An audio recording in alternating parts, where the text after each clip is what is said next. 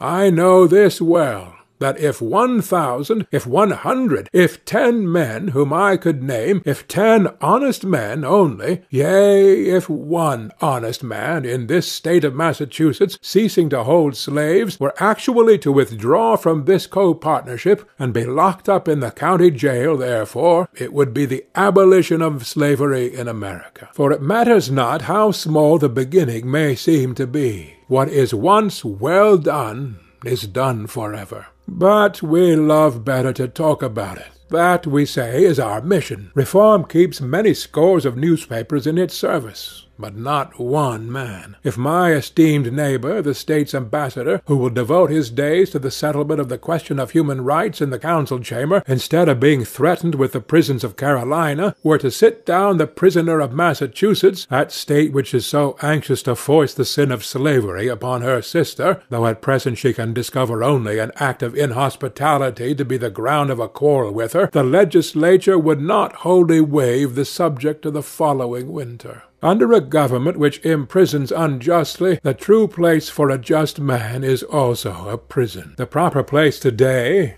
the only place which Massachusetts has provided for her freer and less despondent spirits, is in her prisons, to be put out and locked out of the state by her own act, as they have already put themselves out by their principles. It is there that the fugitive slave, and the Mexican prisoner on parole, and the Indian come to plead the wrongs of his race, should find them, on that separate but more free and honorable ground, where the state places those who are not with her, but against her, the only house in a slave state in which a free man can abide with honor. If any think that their influence would be lost there, and their voices no longer afflict the ear of the state, that they would not be as an enemy within its walls, they do not know by how much truth is stronger than error, nor how much more eloquently and effectively he can combat injustice who has experienced a little in his own person. Cast your whole vote, not a strip of paper merely, but your whole influence. A minority is powerless while it conforms to the majority. It is not even a minority then, but it is irresistible when it clogs by its whole weight. If the alternative is to keep all just men in prison or give up war and slavery, the state will not hesitate which to choose. If 1,000 men were not to pay their tax bills this year, that would not be a violent and bloody measure as it would be to pay them, and enable the state to commit violence and shed innocent blood. This is, in fact, the definition of a peaceable revolution, if any such is possible. If the tax-gatherer, or any other public officer, asks me, as one has done, "But what shall I do?" my answer is, if you really wish to do anything, resign your office. When the subject has refused allegiance, and the officer has resigned from office, then the revolution is accomplished. But even suppose blood should flow. Is there not a sort of blood shed when the conscience is wounded? Through this wound, a man's real manhood and immortality flow out, and he bleeds to an everlasting death. I see this blood flowing now. Here in the